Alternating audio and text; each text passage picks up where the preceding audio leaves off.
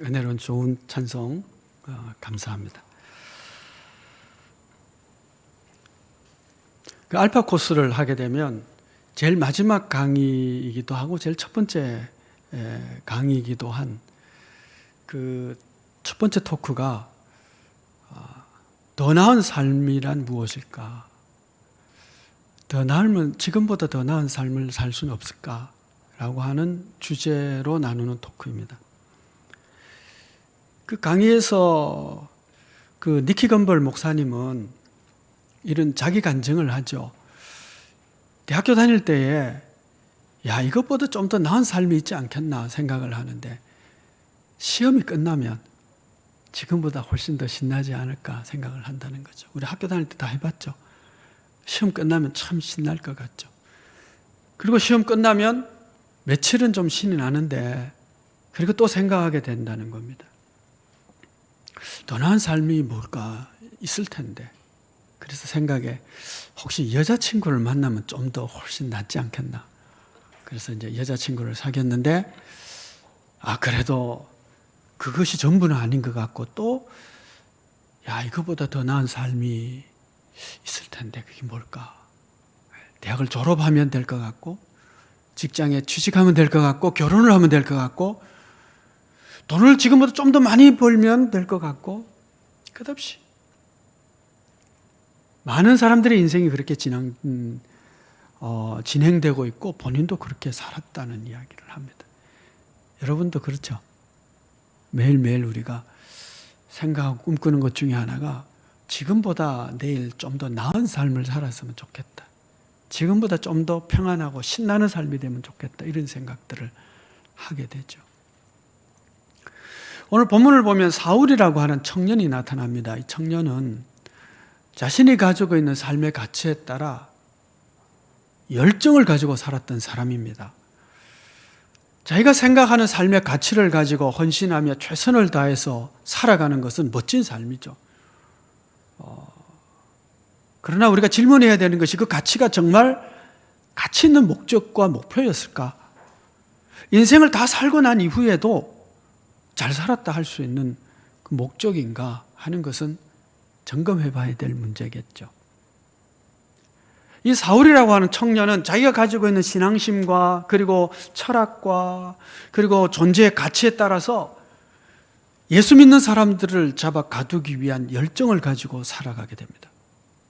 이 일을 감당하고 이 일을 잘 하고 나면 수행하고 나면 내가 훨씬 멋진 사람이 될 거야. 존경받는 사람이 되겠지. 내 인생은 인정받을 만한 삶이 된다고 그 스스로 믿은 거죠. 그리고는 열정을 가지고 살아갑니다. 그러던 그가 다메섹 도상에서 예수 그리스도를 만나고 난 이후에 그의 삶이 변화가 됩니다. 그가 자신을 예수를 만나고 난 후에 그의 삶을 내가 붙잡힌 바 된 그것을 향하여 내가 달려간다. 내가 이룬 것도 아니고 온전히 잡은 것도 아니고 나는 붙잡힌 바 된 그것을 향해서 달려가는 인생이라고 고백을 하고 그리고 그의 마지막 인생 끝에 가서 디모데에게 쓴 편지에 의하면 내가 달려갈 길을 마치고 믿음을 지키고 즉 무슨 얘기입니까? 가치에 따라서 잘 살았다는 거죠. 이제 나를 위해서 의의 면류관이 남았다. 그렇게 말합니다. 그러니까 사울이 다메섹 도상에서 변화되고 난 이후에 그의 인생의 가치가 바뀌고 목적이 바뀐 것입니다. 더 나은 삶을 산다는 것이 무엇일까라고 했을 때 그는 하나님이 부르신 부름의 상을 향해서 달려가는 것이다. 그렇게 그의 인생을 고백하고 정의를 내리고 그렇게 달려갔던 것입니다. 우리 모두가 다 그런 질문을 가지고 있어요. 오늘보다 내일 더 나은 삶을 살았으면 참 좋겠다라고 하는데 근본적으로 우리가 던져야 될 질문은 뭐냐 하면 하나님 왜 나를 만드셨을까? 그리고 하나님이 나에게 행하기를 원하시며 말씀하시는 그 부르심의 소명과 가치가 무엇인가?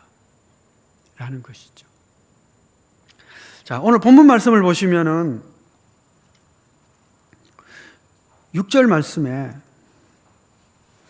너는 일어나 시내로 들어가라. 네가 행할 것을 네게 이를 자가 있느니라 하시니. 그럽니다.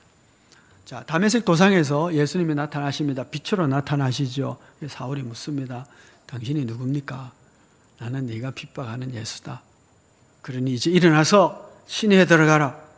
내가 네게 행할 일을 전달할 사람이 있을 것이다. 그렇게 말씀하시는 거예요. 참 이상한 예수님이에요. 왜냐하면 지금 나타났잖아요. 그리고 나는 네가 핍박하는 예수다.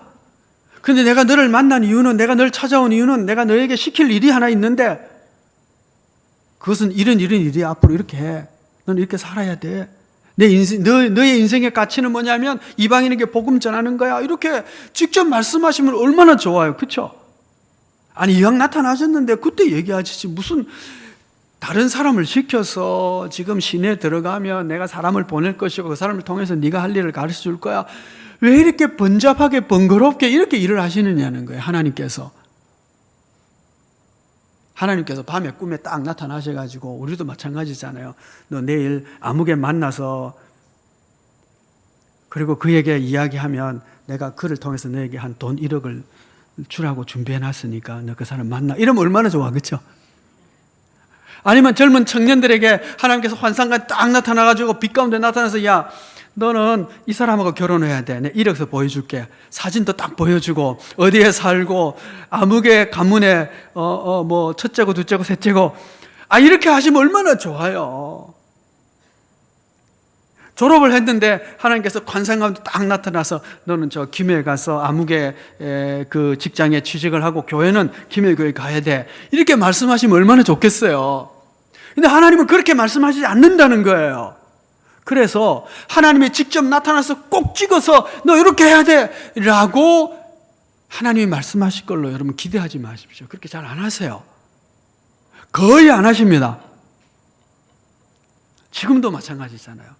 나타나셨는데 지금 안 그렇지 않아도 막 충격을 받아가지고 있는 사울에게 이때 말씀하시면 얼마나 더 확실하게 심령에 새겨지겠습니까? 그렇게 안 하고 너 시내에 들어가면 네가 할 일을 말해줄 사람이 있을 거야. 그렇게 얘기하는 거죠. 자, 이 말씀에서 우리가 보려고 하는 건 그거예요. 너는 일어나 시내에 들어가라. 네가 행할 일을 주님께서 사울을 만난 이유는 뭐냐면 사울을 통해서 행할 일이 있기 때문이라는 거예요. 그리고 오늘도 마찬가지죠. 하나님이 우리를 만나시고 우리를 창조하시고 우리를 하나님의 은혜로 불러주시고 성도 삼아 주신 것은 나를 통해서 하나님이 행하실 일이 있기 때문인 줄 믿습니다. 이것을 소명이다. 그렇게 하나님의 부르심이다 라는 거예요. 하나님의 부르심을 붙잡고 살아가는 인생이 되면 그 다음에는 내가 무엇을 먹느냐, 무엇을 마시느냐, 무엇을 누리느냐, 얼마나 놀라운 사람이 되느냐 하는 것은 그리 큰 관심사가 될 수 없어요. 사울이 이렇게 주님을 만나고 너의 사명은 이방인들의 사도가 돼서 복음을 전하고 그 영혼을 구원하는 것이야 라는 사명을 받고 난 이후에 그는 무엇을 먹는 것, 얼마나 높은 사람이 되는 것, 얼마나 훌륭한 랍비가 되는 것, 아니면 편한 삶을 사는 것, 이게 관심이 아니었어요. 소명을 향해서 달려가다가 매를 맞아도 괜찮아요. 소명을 향해서 달려가다가 억울한 일을 당했지만 그는 그것 때문에 억울해하지는 않았어요. 왜? 자신의 사명을 부르심 받은 그 일을 하는 것이 내 인생의 최고의 가치고 내가 더 나은 삶을 향한 걸음이고 소망이었기 때문에 그런 것이죠. 주님께서 사울에게 시내로 들어가라 그래요. 이 시내는 다메섹입니다. 그렇죠? 그렇잖아요. 지금 다메섹을 향해서 가고 있었잖아요. 그런데 주님이 들어가라 그래요. 시내로 가라. 그런데요, 예수님을 만난 이후에 완전히 성격이 다른 다메섹이 되어버렸어요. 그 전까지 다메섹은 왜 가는 거죠? 그가 예수 믿는 사람을 잡아 끌고 오려고. 누가 시킨 거 아니에요? 본인이 정한 거예요. 내 인생의 가치는, 내 철학은 내가 뭘 해야 될지 내가 정하고, 그리고는 그것이 내 종교에 헌신하는 것이 가장 가치 있는 인생인 줄 알아. 이 종교적인 가치를 훼손하는 예수 믿는 사람을 잡아 가두는 것이 가장 멋진 인생인 줄 알아. 누가 정했어요? 자기가 정하고, 자기가 판단하고, 자기가 계획하고, 그리고는 사울이라는 스데반을 죽일 때 옷도 맡아서 그냥 보관해주고, 그리고는 집집마다 다니면서 예수 믿는 사람을 잡아 끌고 가서 옥에 가두기도 하고, 그리고는 그 열심이 너무 특심해서 다메섹까지 가는 공문을 대제사장에 가서 요청해서 받아가지고 가는, 내 인생은 나의 것이죠. 그리고 그 인생은 예수 믿는 자를 핍박하는 것, 자기가 가지고 있는 최고의 인생의 가치, 그래서 달려가는. 그러니까 그 전까지 다메섹을 향해서 가는 것은 자기 주도적인 인생이었어요. 내가 원하고, 내가 정하고, 내가 판단하고, 내가 결정해서 다메섹을 향해 가는 거예요. 근데 예수를 만나고 나면 이제는 다르게 가요. 어떻게 가죠? 다른 사람에게 끌려가지고. 그리고 그것을 왜 가죠? 내가 해야 될 일을 어떤 사람이 있는데, 내가 만난 예수님께서 내가 이제부터 해야 될 일을 말씀해 주시겠다고 하시니까 그 말씀을 듣고 순종하기 위해서, 그 전까지는 그리스도를 믿는 사람을 잡아 가두기 위해서 갔다면 이제는 그리스도의 종이 되어서 가고 있는 거예요. 구체적인 명령을 받지 않았으니까 그 명령을 받기 위해서 지금 가는 거예요. 그리스도의 종으로 들어가게 되는 것이죠. 이것이 그리스도 예수를 만난 사람의 달라진 인생입니다. 그 전까지는 자기가 주인인 줄 알았는데 이제는 그리스도의 종이 되는 것이죠. 그 전까지는 내 판단, 내 가치에 따라 살았다면 이제는 주님께서 나에게 주시는 가치관에 따라서, 그분이 나에게 말씀하신 바에 따라서, 그분이 왜 나를 창조하시고, 그분이 왜 나를 만드시고, 왜 나를 불러서 이 자리에 있게 하셨는지, 그리고 이 자리에 있게 함으로 나를 통해서 하시고 싶어하는 일이 무엇인지 그것을 듣고 그를 순종하기 위해서 사는 삶이 되는 것, 그것이 그리스도 예수를 만난 뒤에 변화된 인생인 것이죠. 목적지는 같은데 그 목적이 달라져 버렸어요.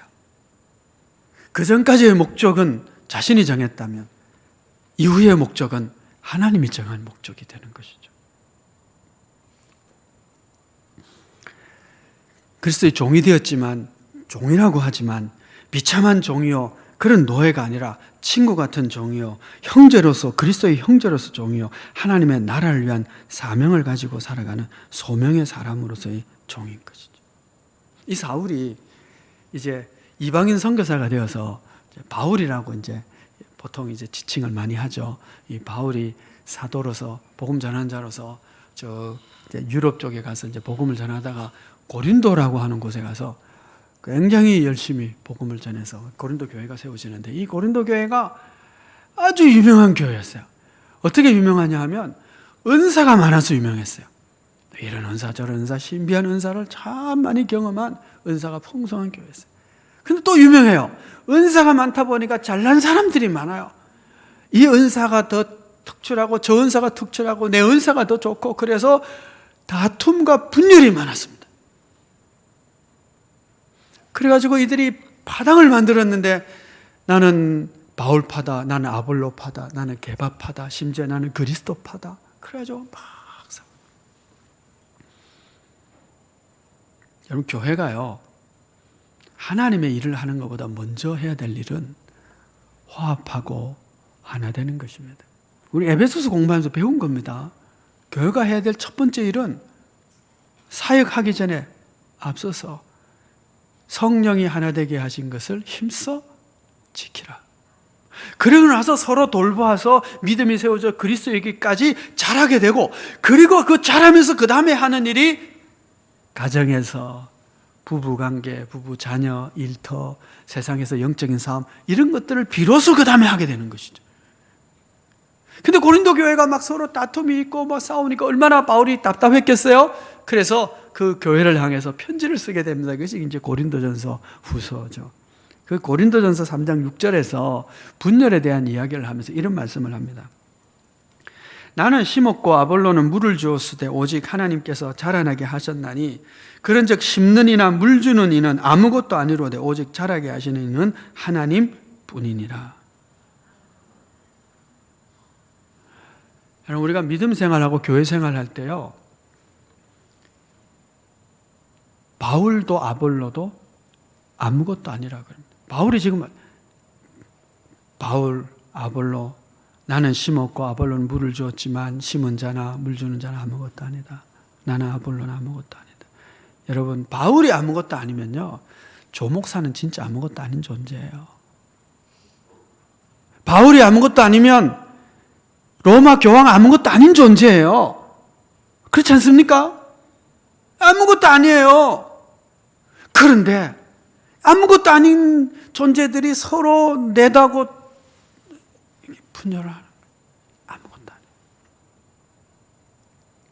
오직 하나님만이 모든 일을 행하시고 열매 맺게 하시는 분인 줄 믿습니다.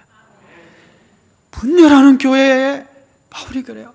너희들 아볼로 파다, 바울 파다, 내가 개바의 측근이다. 그 뭔 소용이냐? 그 아무것도 아니야. 하나님이 하실 분이야. 하나님께서 아무것도 아닌 바울을 불러서, 아무것도 아닌 아볼로를 불러서 소명을 주셔서 일하게 하셔요. 그런데 아무것도 아니라고 해놓고는요, 곧이어서 바로 그 다음 9절 말씀에 바울이 이런 얘기를 해요. 우리는 하나님의 동력자들이요. 아무것도 아니지만 실제는 하나님과 함께 동역하고 하나님의 일을 하는 하나님의 동력자다라는 것입니다. 하나님의 교회 원수로 행하는 사울을 하나님이 불러서 하나님의 동력자로 삼으셨어요. 오늘도 아무것도 아닌 우리를 부르셔서 실상은 하나님의 동력자가 되게 하시고 하나님의 일을 하게 하시는 우리 주님을 기억하시면서 우리가 하나님의 동력자로 우리가 살아갈 수 있기를 바랍니다. 하나님이 나에게 부르신 사명이 무엇인지를 우리가 기억하며 살자고요. 가장 중요한 부르심이 뭘까요? 복음의 증인으로 부르시고, 그렇죠? 세상의 소금과 빛으로 존재하라고 부르시고. 어떤 분이 이렇게 말씀하시더라고요. 빛과 소금인 우리가, 그리고 빛과 소금인 교회가 세상으로 나가면 교회에 오는 이보다 훨씬 더 많은 사람을 만날 수가 있고, 그리고 거기서 빛과 소금으로 살아가면 훨씬 더 세상은 밝아지고 훨씬 더 세상은 싱싱해질 것입니다. 이런 상상이 현실이 되기를 소망합니다. 이렇게 설교하시더라고요. 맞다. 우리의 소명은 예배당 안에서 소금 빛 되는 것이 아니고 세상 속에서 우리가 만나는 사람들 가운데서 소금이 되고 빛이 되어서 그 어둠을 밝게 하고 그것이 덜 썩어가게 하고 우리의 소명이기도 하죠. 이번 한 주간 동안 하나님의 동력자로서 부르심을 받은 소명을 감당한 우리 모두가 되기를 축복합니다. 다른 사람이 이끌려서 이제 다메섹으로 들어가는데 9절 말씀을 보시면 사흘 동안 보지 못하고 먹지도 마시지도 아니하니라 이렇게 말씀합니다. 보지 못했다는 것은 하나님께서 행하신 일이에요. 그렇죠? 사울에게 큰 빛을 비추니까 눈이 멀어버린 것이죠. 아무것도 못 보는. 다른 사람이 끌려서 그냥 들어갈 수밖에 없어요. 그건 하나님이 하신 일이에요. 보지 못하는 것은. 그런데 먹지도 마시지도 않는 것은 그 스스로가 정한 일이었어요. 그렇죠? 하나님이 행하신 일과 바울 스스로가 하나님 앞에서 결단하고 금식하며 이 시간을 보내는 것입니다. 들어가면 당장 사람이 올 줄 알았는데 당장 오는 것이 아니고 하루를 기다려 안 오고 이틀 기다려 안 오고 사흘을 기다려야 겨우 그 사람이 나타나는 거예요. 그 사흘 동안 그는 먹지도 않고 마시지도 않고 어둠 속에서 뭘 했을까요? 하나님께서 그에게 시키시는 그 일을 하기 위한 준비를 하는 것이죠. 그렇죠, 여러분? 준비하는 거죠. 요나가 니느웨로 가라는 하나님의 명령을 받고 정반대인 다시스로 도망을 가죠. 그리고 배 타고 가다가 물고기 밥이 됩니다. 그렇죠? 물고기 뱃속이니까 화나지 않았을 거예요. 깜깜했겠죠. 그 속에서 뭘 했을까요? 잘 모르겠어요. 그런데 그 물고기 뱃속에서 나온 뒤에 그가 뭘 하죠? 선지자의 사명을 다시 감당하는 거죠. 니느웨로 가서 사명을 감당하기 위한 3일이었어요. 그렇죠, 여러분. 여러분, 우리가 주님으로 받던 어떤 소명이 있을 때에 그 소명을 감당하기 위한 암흑의 시간이, 기다림의 시간이, 답답한 시간들이 우리에게 필요할 때가 있어요. 그리고 하나님께서는 종종 우리를 그렇게 만드세요. 하나님의 약속이 당장 성취되는 것이 아니라 성취될 때까지 답답한 시간이죠. 아무것도 보이지 않는 시간이죠. 그 시간에 우리는 뭘 해야 될까요? 준비하는 거죠. 하나님의 과의 만남을 주목하고, 하나님께서 이 사울 같은 경우는 예수 그리스도를 만나고 난 이후에 그의 신학과 철학과 배운 바가 모두가 다 바뀌어버렸을 거예요. 예수 그리스도가 메시아라고 하는 사실을 알고 보니까 성경이 다르게 해석되어질 것이고, 그가 얼마나 잘못 알았느냐는 것을 알게 될 것이고, 그의 모든 배움이 다 바뀌는 시간들이 있었겠죠. 여러분, 이렇게 준비되는 시간이 필요한 것이죠. 3일이면 괜찮죠? 기다릴만 하지 않아요? 3일 정도는? 3일은 금방이죠. 그렇죠? 모세는 몇 년요? 모세는 40년. 하나님이 정하신 때까지 자신을 준비하고 기다리고 침묵하며 답답한 시간들, 그가 금식하며 먹지도 마시지도 않고 기다렸다는 얘기는 그가 적극적인 자세로 자신을 준비하기 위하여 힘썼다는 이야기도 해요. 혹시 기도하시고 하나님 약속을 받으시고 그 일이 이르기까지 답답한 시간을 보내고 계신 분이 계신다면 더 잘 준비하시고 하나님의 때에, 하나님이 부르셨을 때 멋지게 사역하는 하나님의 동력자들이 되실 수 있기를 소원합니다.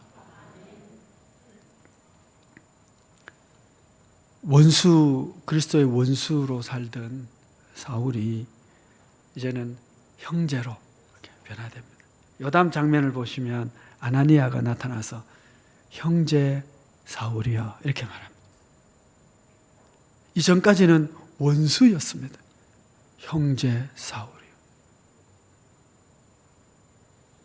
그리스도의 원수로, 교회의 원수로 행하는 자가 그리스도의 종이 되고 그리스도인들의 형제가 되고, 이런 놀라운 변화의 핵심은 하나님의 은혜였습니다. 전적 하나님의 은혜인데, 이 은혜가 어떻게 나타났느냐고 할 때 이 사울이 하나님의 은혜로 그가 변화되고 회심되는 것에 대해서 몇 가지 중요한 말씀들을 해요. 나의 회심이라고 하는 것이 뭐냐라고 했을 때 빌립보서 3장 12절에 오직 내가 그리스도 예수께 잡힌 바 된 것을 잡으려고 달려가노라. 내가 이때 하나님께 붙잡혔다라고 말해요. 회심이라고 하는 것은 하나님이 나를 붙잡는 행위인 거예요. 다메섹에 예수 그리스도를 믿는 자들을 붙잡으려고 가다가 사실은 자기가 그리스도에게 뭐예요? 붙잡힌 거예요. 회심은 붙잡히는 겁니다. 구원은 붙잡히는 거예요. 중생이란 그리스도 예수께 붙잡힌 거예요. 하나님이 우리를 붙잡으신 겁니다. 그래서 오늘도 우리가 이곳에 있고 믿음으로 살게 된 줄 믿습니다. 주님이 붙잡으신 거예요. 이것에 대해서는요, 갈라디아서에서 뭐라고 얘기하느냐 하면 1장 15절에서 그러나 내 어머니의 태로부터 나를 택정하시고 그의 은혜로 나를 부르시니까, 나를 은혜로 부르시고 나를 붙잡았는데 사실은 언제부터요? 모태로부터, 어머니의 태로부터 택정하셔서 나를 보고 계시다가 그 다메섹 동산에서 나를 딱 붙잡은 거예요. 우리도 하나님께서 이미 나를 택정하셔서 다 보고 계시다가 나를 붙잡았습니다. 왜 붙잡았다고요? 나를 불러서 시키실 일이 있어서. 아멘? 그래서 우리는 그냥 살면 안 된다니까요. 나를 붙잡아서 시키신 그 일을 위해서 내가 붙잡힌 바 된 그것을 향하여 내가 달려가노라. 바울이 그렇게 구원에 대한 얘기를 하고 있어요. 또는 이 회심을 고린도 후서에서는 뭐라고 표현하느냐 하면 어두운데 빛이 빛이라 말씀하셨던 그 하나님께서 예수 그리스도의 얼굴에 있는 하나님의 영광을 아는 빛을 우리의 마음에 비추셨느니라. 그래요. 하나님께서 영광을 아는 빛을 내게 확 비추셔서 이 조명을 해주셔서 내가 알게 됐다는 거예요. 이 은혜를 이 회심의 순간에 하나님께서 내게 빛을 비춰주신 거예요. 빛을 비춰주신. 빛이 없으면 제가 여러 번 말씀을 드리는 것 같은데 빛이 없으면 우리가 분별할 수 아무것도 알 수가 없어요. 그런데 빛을 비춰주시면 그게 그런 것이었구나. 그 말씀이 그런 뜻이구나. 여러분, 아무것도 볼 수 없는 사람은 못 보는 것이 당연한 거예요. 그렇죠? 아니에요. 빛이 없으면 아무것도 안 보이니까 못 보는 것이 당연한 거잖아. 그렇죠? 눈 뜬 사람은 못 보는 것이 이상한 거예요. 여러분, 영광을 아는 빛을 딱 비춰주시면요, 못 보는 것이 이상한 거예요. 그 전까지 사울은 못 보는 자였어요. 진리를 공부했지만, 진리를 안다고 생각했지만, 진리를 가르친다고 했지만, 그는 못 보는 자였어요. 못 보는 것이 당연한 것이었어요. 그런데 은혜 받는 순간 회심할 때에 하나님의 그 영광의 빛을, 그 아는 빛을 확 비춰주시니까 비로소 알게 돼요. 보이는 거예요. 보여지는 거예요. 말씀을 준비하고 설교를 준비하면요, 그런 생각을 해요.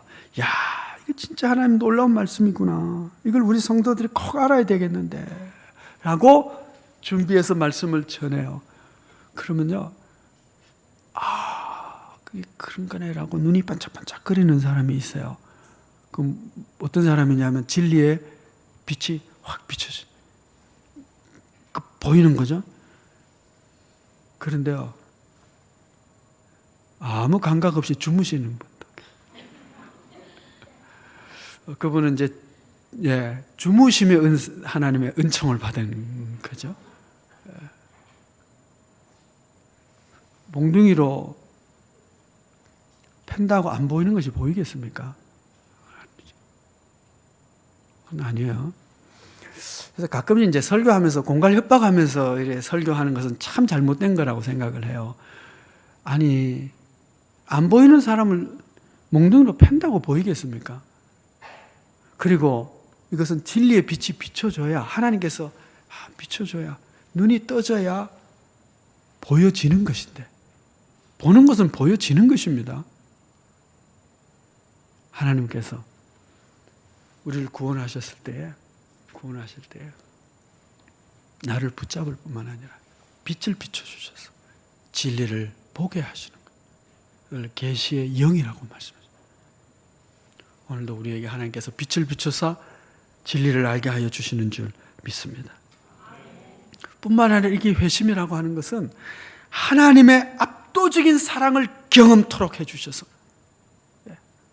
디모데전서 1장 14절에 우리 주의 은혜가 그리스도 예수 안에 있는 믿음과 사랑과 함께 넘치도록 풍성했다. 넘치도록.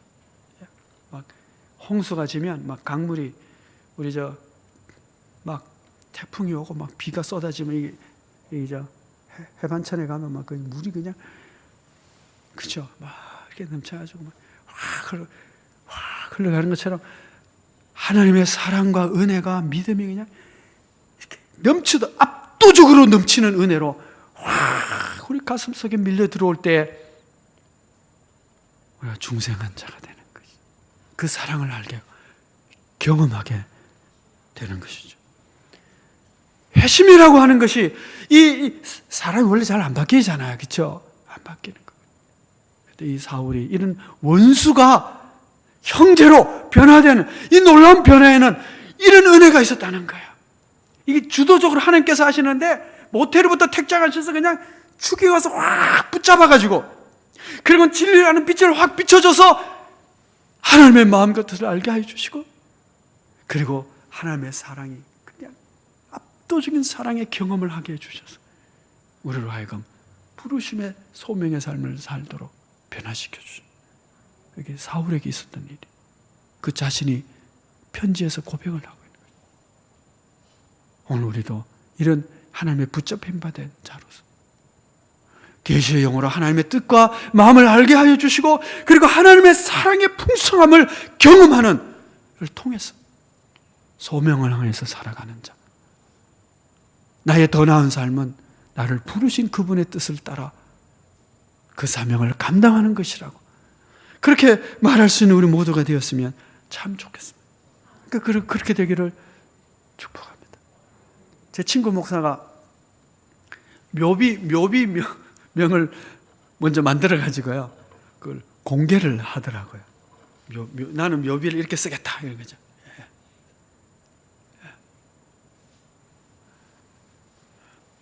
조아무개 이런 거예요. 예를 들면 조아무개. 이제 그만 돌아오라고 명 받아서 갑니다. 제가 그 묘비명을 보면서요, 이 친구는 소명에 따라 살기를 참 힘쓰는 사람이구나 하는 생각을 하게 되었어요. 군인이 명령을 받아 파송을 받은 거예요. 그죠? 사명을 받. 그리고 그곳에서 열심히 사명을 감당하다가 이제 본부에서 이제 귀한 돌아오세요.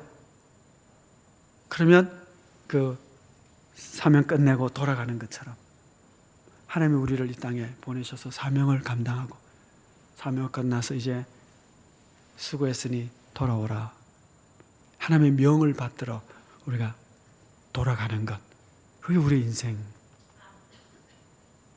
하는 것이죠. 더 나은 삶을 향한 우리의 걸음을 걸어가야 됩니다. 그것은 하나님이 내게 주신 소명을 감당하다가 더 나은 나라로 가는 것이 하나님 우리에게 주신 축복이죠. 프란시스 교황이 이런 말을 했더라고요. 그리스도인이 된다는 것은 말씀을 따른다는 것에 그치지 않습니다. 그리스도인이 된다는 것은 그분처럼 생각하고, 그분처럼 행동하고, 그분처럼 사랑한다는 뜻입니다. 여러분, 우리가 그리스도가 우리를 부르셨어요. 하나님의 동력자로 부르셨습니다.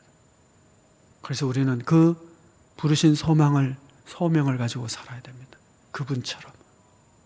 그분처럼 행동하고, 그분처럼 사랑하고, 그분처럼 긍휼히 여기고, 그분처럼 행동하면서 부르심 사명을 잘 감당하다가 수고했으니 이제 돌아오라,